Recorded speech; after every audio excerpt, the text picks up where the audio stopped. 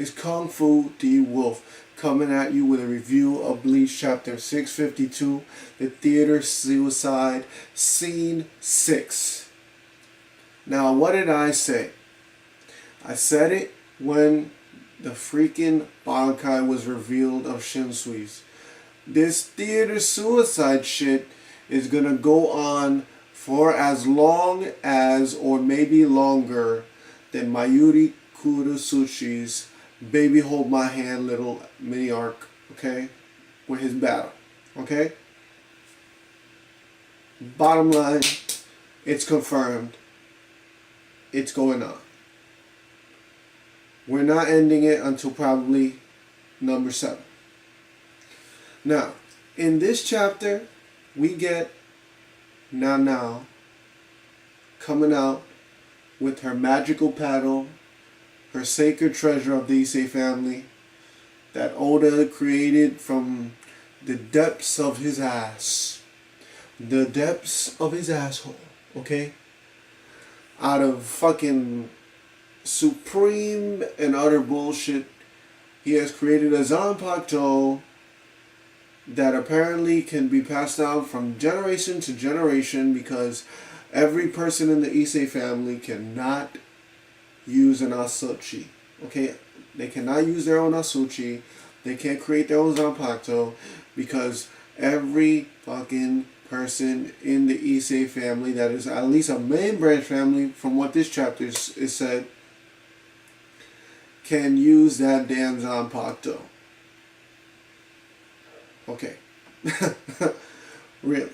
And then she has the balls to go in against somebody like Baro. Take that Zanpakuto and just barrel into Baro, acting like he's not gonna do a damn thing. What the fuck is Issei thinking? What is Now thinking? You got my boy Shinsui Kirako. Shinsui Kirako. He couldn't destroy this motherfucker. And he has a fucking... He fucking used his Bankai, which he hasn't used for the entirety of Bleach. Okay? And it just got overshadowed by the God Slayer Zanpakuto. And you think that you are gonna be able to go against a character that fucking took out one of the Gold T13's strongest captains ever produced? Really, nigga? Really, nigga? No. And then we have the powers being revealed of this. And it's weird. Fucking Baro saying that it's shiny and it's an eyesore and that the sword reflects the ability of the god it is facing off against, and it is reflecting the light from your eyes, that means it is diffusing the light you are emanating. And Baro is looking fucking weird as always, like fucking tilting his head like a weird motherfucker that he is, that Oda loves to make black people in Bleach. I don't understand this. Like weird shit. Why do we need a whole panel of him just moving his head and making him look weird? Like Kubo, I don't know what the hell he's doing, but he's just like drawing out this motherfucking character. I'm done with him already. Kill him. God slayed the motherfucker because you decided to just come up with some bullshit.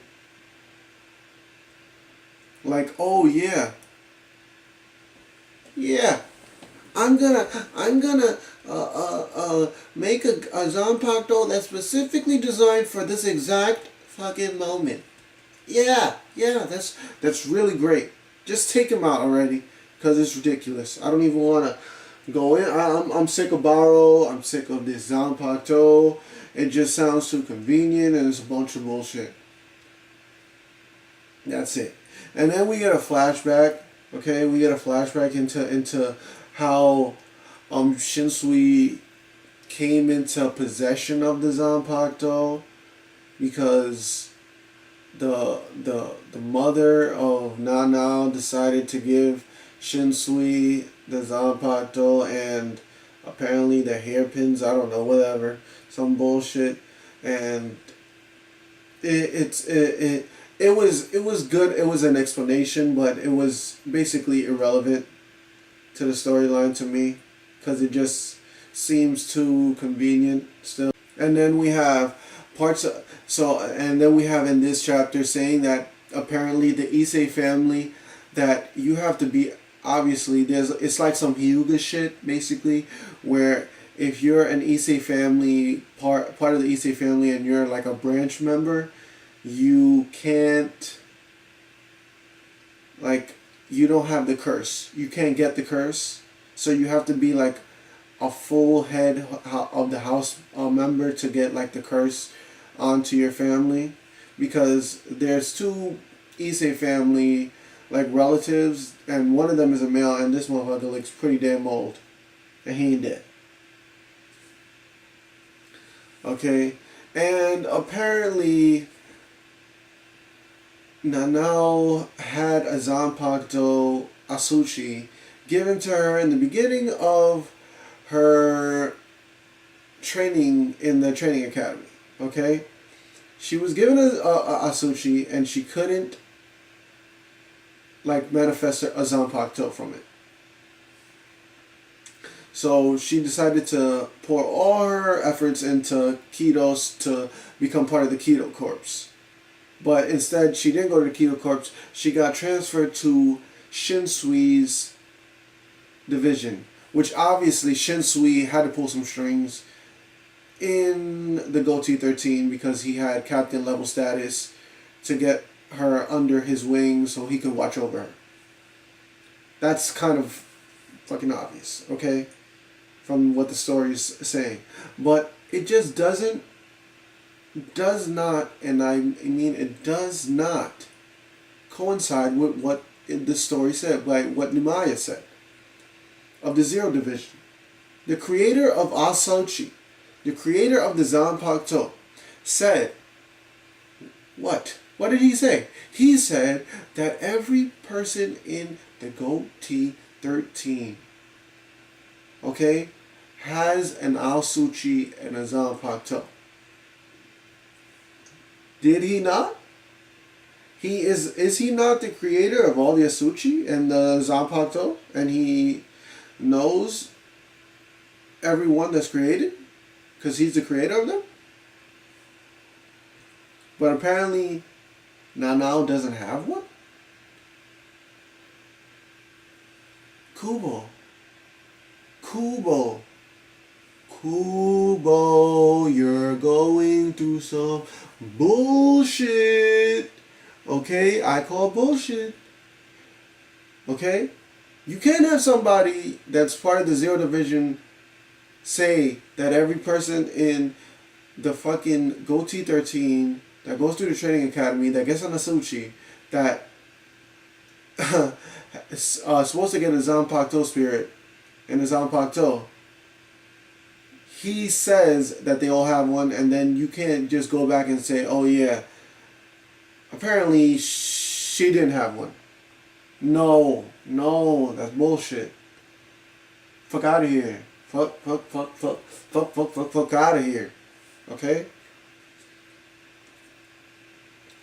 And then we have the fact that when she slices Baro, it apparently just takes all his like reishi and it just splits it apart and like scatters it into every fucking part of the universe or some bullshit. It just goes flying in every direction. Okay? But she's still not strong enough to fuck with this motherfucker. Because even if you are strong enough, even if you have a Zanpakuto that's God Slayer, if it's like the old saying, Just like with the Sasuke's eyes, just because you can see a movement doesn't mean you're fast enough to intercept that movement. That was one of the downfalls of the Sharingan. That is the downfall of this fucking Zanpakuto. Just because it's a strong ass OP ass Zanpakuto doesn't mean that you are just gonna become OP as hell just because you wield it. The wielder has just as much to do with the Zanpakuto as the Zanpakuto. The Zanpakuto is a tool. If the wielder is whack and the Zanpakuto is strong as hell, it balances it out to be a whack ass Zanpakuto. Because if you can't fucking fight against the god level opponent that you're going with this God Slayer Zanpakuto, what's the point of having it? And then at the end, what do we get?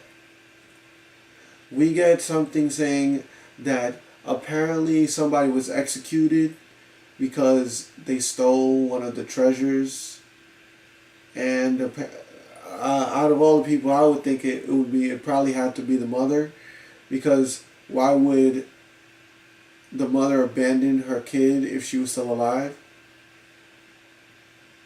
It make no sense. So apparently, what I see this as happening is that she decided to give the Zanpakuto to Shinsui, so that way her daughter Nana wouldn't get the curse on her. And then the Goatee 13 found out that one of the treasures, the 5 heavenly treasures, I guess, was gone, missing, and no one could find it. And the head of the family executed the person that they thought or is the head of the family that possessed the Zanpakuto. At the end, who do we have helping? Coming in to help, Shinsui.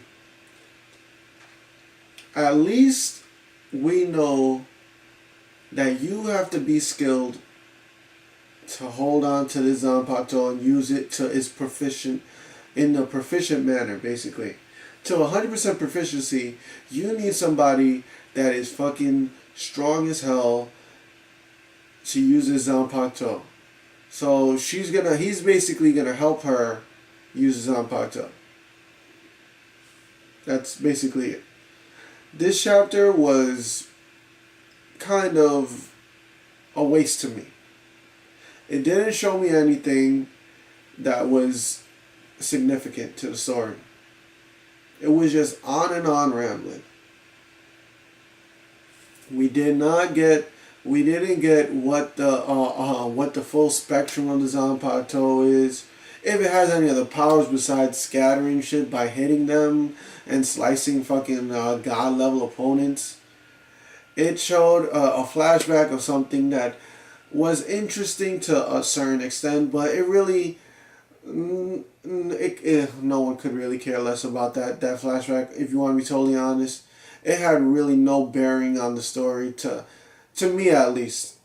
I don't know if anyone else it felt like it had bearing, but it just felt like it was just thrown out from fucking left field, right field. I don't know what kind of field it came from, but it came from some depth of fucking the earth that we did not even see it coming. So, like, comment, subscribe. Tell me what you think. Comment. Tell me what you think of this chapter. Personally, if I was going to give it to a 1 to 10 scale rating, I would give it like a 3 or a 4 at most. And I'm giving a 3 or a 4 or 5 high. That's high. And the only reason I would give it a 4 or 5 is because we got some backstory. I don't even care that she uses Zanpakuto on fucking Baro. Okay? It was uninteresting. And most of this chapter was just basically, it felt like more like a filler chapter than anything else. It felt like it was an insignificant chapter. We need to, like, move it along. Please, Kubo. Please. This is Kung Fu d.wulf. Peace.